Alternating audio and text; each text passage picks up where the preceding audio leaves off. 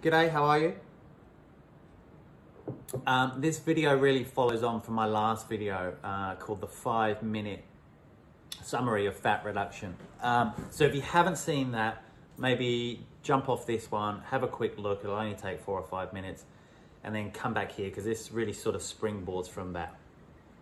Assuming that you've done that, we have an understanding now of the principles and the mechanics and the levers behind fat accumulation within the body. And we know that we have to manipulate certain macronutrients in order to get to this level playing field, this auto-regulation where your hormones and your neurotransmitters are auto-regulated, and at that point we're in the best possible position to achieve your health goals and your weight management goals.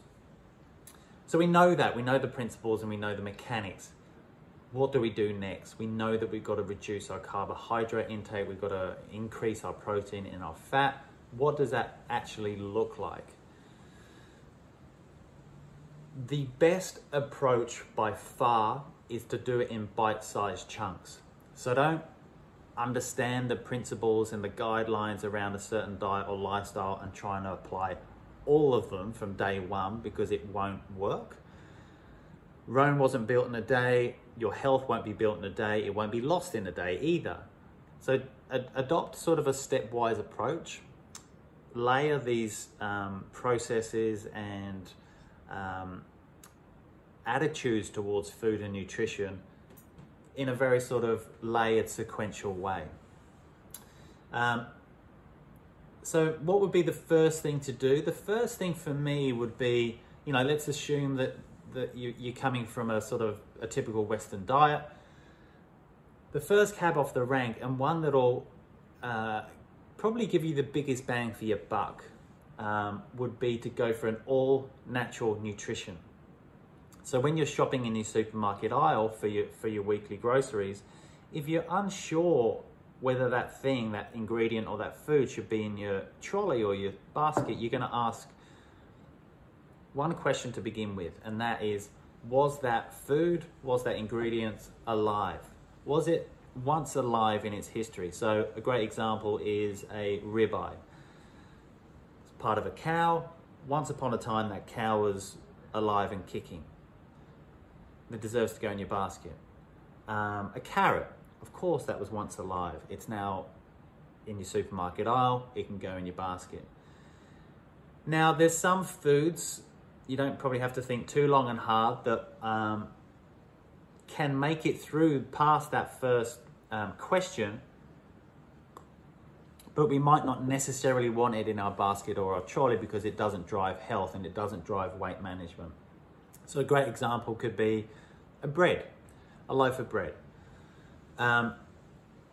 Yes, it was once live because it was a wheat or a barley or a rye. So you have to ask a secondary question, and that secondary question is it gluten-free?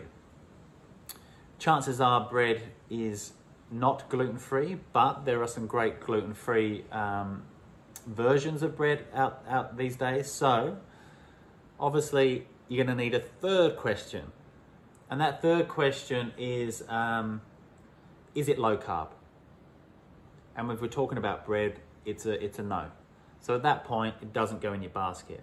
But that one question, was it once alive, will drive you down this all-natural nutrition. We're going to see lots of things in your basket, such as fruits, veggies, berries, poultry, eggs, many things that will promote health and longevity and your weight management goals. So ask that first question. If you need to ask the secondary or the tertiary question, do that. And that would be my first cab off the rank. That'll get you that'll get you a huge bang for your buck, in the sense that if you're coming from a high carbohydrate diet, a typical Western diet, or even thereabouts, by going all natural, you're going to take this giant leap from a highly refined, highly processed diet to a fresh produce, natural produce. And there's some real gold in there. So even before you start getting into the weeds of what else does this diet or what else does this lifestyle include, that will give you the biggest bang for your buck. Because remember, all we're trying to do when we shift to a new way of thinking around nutrition is to form new habits. So we're just layering on the building blocks of, see it as a retaining wall, right? So over time we build layers and courses to this retaining wall. On the other side of the retaining wall that you're protecting yourself from are the proclivities to certain foods, there's habits, there's urges, there's addictions, there's cravings, and they might be 20, 30, 40, 50 years old. And so that retaining wall needs to be thick and strong to resist those tendencies, but it needs to be built over time. And so we're just going to layer one at a time, a course at a time, sequential, stepwise approach. And if you do that and you do that for long enough, new habits will form. And that's what it's all about. It's creating new positive habits whilst dissolving old habits that didn't serve you from a weight management or a health point of view. So that would be my first cab off the rank. Think about that all natural nutrition.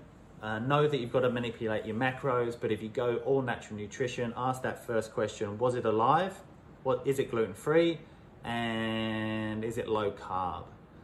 And if you have to ask those 3 questions in a series, the things that will be in your basket 99 times out of 100 will be health promoting and weight management promoting.